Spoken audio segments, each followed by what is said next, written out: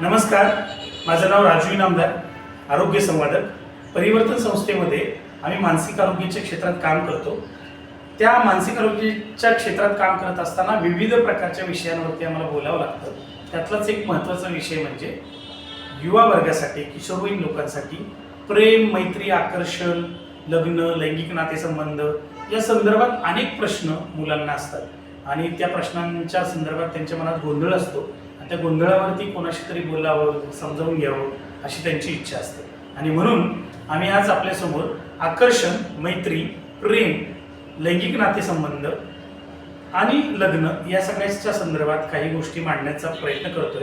कृपया सगळ्यांनी ऐकावं अशी नम्र विनंती. आता हा जो गोंधळ होतो तो खास करून आकर्षणाच्या संदर्भात सुरुवात आपण करूया की आकर्षण म्हणजे काय. तर आपण लक्षात ठेवूया की ही एक भावना आहे, हे तर आपल्याला सगळ्यांना माहित आहे. आणि सगळ्यात महत्वाचं म्हणजे ही नैसर्गिक भावना आहे. बघा, आकर्षण ही एक भावना आहे आणि ती नैसर्गिक भावना आहे. हे पहिल्यांदा जर आपण लक्षात घेतलं की ही भावना आहे आणि नैसर्गिक भावना आहे म्हणजे ते येणार. म्हणजे उलट आकर्षण तुम्हाला वाटत नसेल तर प्रश्न आहे, तर उलट तज्ञ लोकांशी बोलून तुम्हाला आकर्षणाच्या संदर्भात चर्चा करावी लागेल. पण आकर्षण वाटतं ही एक नैसर्गिक भावना आहे आणि ती आपण उमद्या मनाने आपण स्वीकारायला पाहिजे. आता पुढे आपण त्याचे जाऊया. किशोरवयीन अवस्थेत आणि युवा अवस्थेत फक्त ही भावना जी असते त्याचा जोर आणि जोम जास्ती असतो. म्हणजे प्रत्येक वयाच्या टप्प्यावरती ही आकर्षणाची भावना असते, पण किशोर वयामध्ये आणि युवा अवस्थेमध्ये याचा जोर आणि जोम जास्त असतो. का बरं जास्त असतो? तर आपण लक्षात घेतलं पाहिजे की या किशोरवयीन अवस्थेमध्ये आणि युवा अवस्थेमध्ये शारीरिक, मानसिक, भावनिक बदल होत असतात. शरीर बदलत असतं, मुलांचं शरीर बदलत असतं, मुलींचं शरीर बदलत असतं आणि निसर्गच आपल्या मेंदूमध्ये ही भावना टाकत असतो की मुलांना मुलींचं आकर्षण वाटावं किंवा मुलग्यांना मुलींचं आकर्षण वाटावं. अशा प्रकारची ही आकर्षणाची भावना एकंदर शारीरिक, मानसिक भावनाचा म्हणजे बदलाचा नैसर्गिक भाग म्हणूनच हे होत असतं. का होतं हे असं? तर आपल्या शरीरामध्ये या वयोगटामध्ये शरीर बदलत असताना वेगळ्या प्रकारचे हार्मोन्स, संप्रेरक आणि मेंदूमध्ये वेगळ्या प्रकारचे न्यूरोट्रान्समीटर्स हे पाझरत असतात आणि त्या पाझरल्यामुळं किंवा त्या हार्मोनच्या बदलामुळं हे सगळे बदल आपल्या शरीरामध्ये होत असतात. आणि म्हणून हा जो शारीरिक, मानसिक, भावनिक बदल होतो त्याचाच एक भाग म्हणून, या संप्रेरकांचा परिणाम म्हणून, हार्मोनचा परिणाम म्हणून आपल्याला बदलताना दिसत असतं किंवा आकर्षण निर्माण होताना दिसत असतं. दुसरं आपण लक्षात ठेवायला पाहिजे, अनेक मुलांना, अनेक लोकांना असं वाटतं की आपल्या मनामध्ये हे आकर्षण जे निर्माण होते ते काही पाप आहे का, अपवित्र आहे का, घाण आहे का. म्हणजे काय, अनेक मुलं असा विचार करतात की हे माझ्या मनात काहीतरी घाण येते आणि हे पाप माझ्या मनात कसं येते. त्याच्यामुळे एक अपराधीपणाची भावना या अत्यंत सुंदर गोष्टीसाठी अपराधीपणाची भावना मनामध्ये बळावते आणि त्याचा मोठा परिणाम मनावरती आणि एकंदर मुलांच्या, युवांच्या मानसिकतेवरती होत असतो. आपण एकच गोष्ट या निमित्ताने महत्वाची लक्षात ठेवूया की आकर्षण वाटणं, एखाद्या व्यक्तीबद्दल आकर्षण वाटणं ही कुठल्याही प्रकारचं पाप नाही, कुठल्याही प्रकारचा त्याच्यामध्ये घाण नाही, अपवित्र नाही. ही एक सुंदर भावना आहे, एवढंच आपण लक्षात ठेवूया. दुसरं काय होतं आकर्षणामध्ये, कशाला म्हणूया आपण आकर्षण? तर इथं बघा शब्द लिहिले, मोह होतो, भुरळ पडते किंवा भाळतो आपण. म्हणजे ही जी गोष्ट आहे म्हणजे पटकन, आपण ज्याला म्हणतो ना की पटकन एखाद्याचं आकर्षण वाटणं, पटकन त्या व्यक्तीच्या बद्दल मोह वाटायला लागणं, हे जे पटकन जे होतं, चटकन जे होतं, काही त्याच्यामध्ये विचार नसतो, सारासार विचार नसतो, त्याला आपण आकर्षण म्हणतो. दुसरं महत्वाचं गोष्ट अशी आहे की याच आकर्षणामुळे आपल्याला आपला लैंगिक कल समजतो.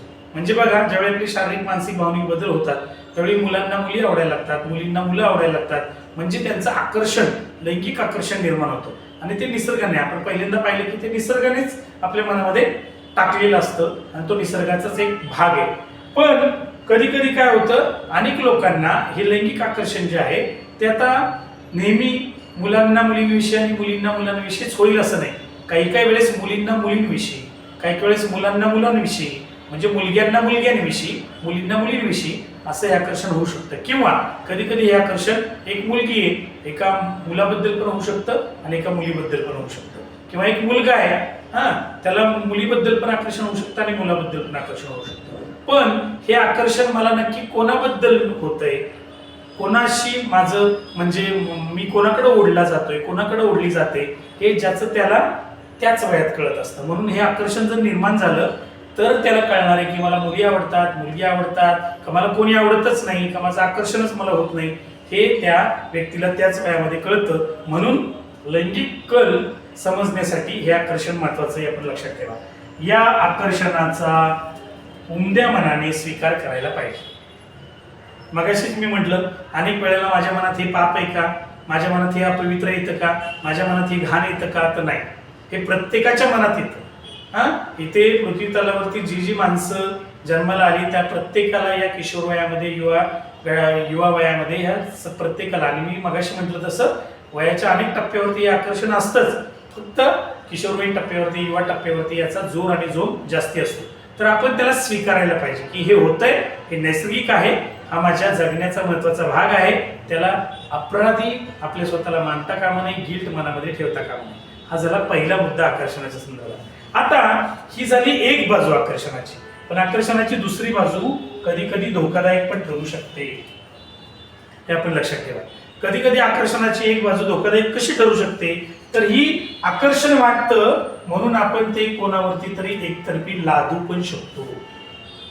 म्हणजे तुम्हाला गाणं माहितीये, कदाचित तुम्ही ऐकलं असेल की जादू तेरी नजर, खुशबू तेरा बदन, तू हा कर या ना कर, तू है मेरी किरण. याचा अर्थ काय की तू हा कर या ना कर, तू है मेरी किरण. म्हणजे मला तू आवडली म्हणजे प्रश्न मिटला.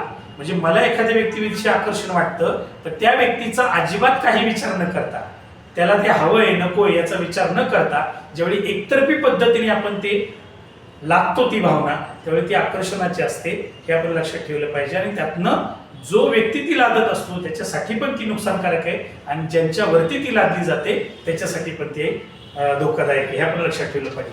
दुसरं, याच्यामध्ये अशा प्रकारचं आकर्षण कधी कधी विचार न करता, विवेकी विचार न करता, किंवा हा विचार आणि विवेक गमावलाच जातो. म्हणजे एखाद्या विषयी आकर्षण ज्यावेळी वाटतं ना त्यावेळी भावनिक आवेग एवढा वाढतो की त्या भावनिक आवेगामध्ये माणूस विचाराचा बिंदू, विवेकाचा बिंदू त्याचा बंद होतो, आणि तो कुठलं कृत्य करेल, काय त्या समोरच्या व्यक्तीच्या बाबतीत वागेल त्याचा काही नियम नाही. आणि म्हणून आपण लक्षात ठेवलं पाहिजे आकर्षण कसं ओळखायचं. नुसतं आकर्षण तर ज्यावेळी ते अविचारी असतं, अविवेकी असतं, त्यावेळी ते आकर्षणाच्या पातळीवरती आहे, आपण लक्षात ठेवायचं.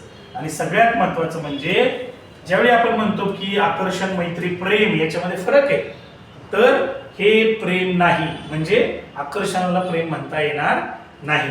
दुसरं कारण का प्रेम म्हणता येणार नाही, त्याचं कारण आहे प्रथमदर्शी व्यक्तीचा प्रभाव आपल्यावरती पडतो आणि बाह्य गुणांच्या गोष्टींवरचाच फक्त विचार केला जातो. म्हणजे बाह्य, त्याची उंची कशी आहे, दिसायला रंग कसा आहे, त्याचं कपडे कसे घातलेत, वगैरे वगैरे, किंवा बाह्य गुण जे सगळे आहेत त्या गुणांना आपण भाळतो, त्या गुणांचा मोह आपल्याला होतो, किंवा प्रथमदर्शीने जे दिसतं, जे इम्प्रेशन पहिल्यांदा पडतं ना त्याच्यामुळेच आपण ते गृहीत धरून चालतो की हा एकदम माणूस ग्रेट आहे, आणि एकदम त्या व्यक्तीकडे ओढला पण जातो, त्याला पण आकर्षण म्हणतो. थोडक्यात काय तर चट्ट मंगनी और पटब्या आपल्याकडे म्हणतात ना, तसं चटकन बसतं आणि पटकन उतरत.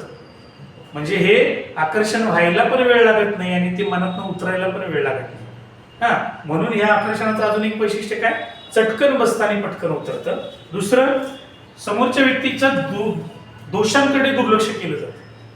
म्हणजे त्या सगळ्या व्यक्तीच्या समोरचा व्यक्ती म्हणजे परफेक्टच आहे, समोरचा व्यक्ती म्हणजे जगातला एकदम ग्रेट व्यक्ती आहे, कुठल्याही त्याच्या दोषांकडे, उणिवांकडे लक्ष जात नाही. आणि खरं तर माणूस हा गुणांनी, अवगुणांनी, सगळ्या दोषांनी, त्याच्या क्षमतांनी भरलेला असतो. आणि कधी कधी आकर्षणामध्ये ह्या सगळ्या अवगुणांकडे, दोषांकडे दुर्लक्ष केलं जातं, आणि ती व्यक्ती म्हणजे जगातली सगळ्यात मोठी ग्रेट व्यक्ती आहे, आणि त्या भ्रमामध्ये ती व्यक्ती आपण राहतो. म्हणून आपण म्हणतो ना की प्रेम आंधळं असतं असं आपण म्हणतो, पण आपण प्रेम आंधळं नसतं. आंधळं काय असतं, आकर्षण. आकर्षण आंधळं असतं असं आपण या इथनं पुढे आता डोक्यामध्ये ठेवलं पाहिजे, कारण ते विचार न करता, विवेकाने विचार न करता ते डोक्यामध्ये असतं. आणि सगळ्यात महत्वाचं काय होतं अजून, त्या व्यक्तीचं, मगाशीच मी म्हणालो, त्या व्यक्तीच्या दोषांकडे आपण दुर्लक्ष करतो आणि स्वतःला समर्पण करून टाकतो, पूर्ण विना अट समर्पण. म्हणजे स्वतःला अगदी कचऱ्या समान कसपटा समान समजायचं आणि पूर्ण समर्पण त्या व्यक्तीच्या अधीन व्हायचं. काही त्यावेळी लक्षात येत नाही, ते पण आकर्षणाचं वैशिष्ट्य आहे. आणि सगळ्यात महत्वाचं म्हणजे दिसतं तसं नसतं. आपल्याकडे एक म्हण आहे की दिसतं तसं नसतं इथं जग फसतं. तसंच इथं पण लक्षात ठेवायला पाहिजे की समोरनं बाहेरनं दिसणारी व्यक्ती किती आपल्याला आकर्षक वाटली तरी पूर्ण त्याचा सारासार विचार करून त्याची चिकित्सा करून आपण निर्णय घ्यायला पाहिजे. पण आकर्षणाच्या पातळीवर ज्यावेळी व्यक्ती असते त्यावेळी आकर्षणाच्या पातळीवर हा निर्णय घेतला जात नाही. तर आकर्षणाची भावना म्हणजे नक्की काय, त्यातलं चांगुलपण काय आहे आणि त्यातले धोका काय आहे हे या आकर्षणाच्या हा मुद्द्यातून तुम्हाला सांगण्याचा प्रयत्न केला. धन्यवाद. आता बघा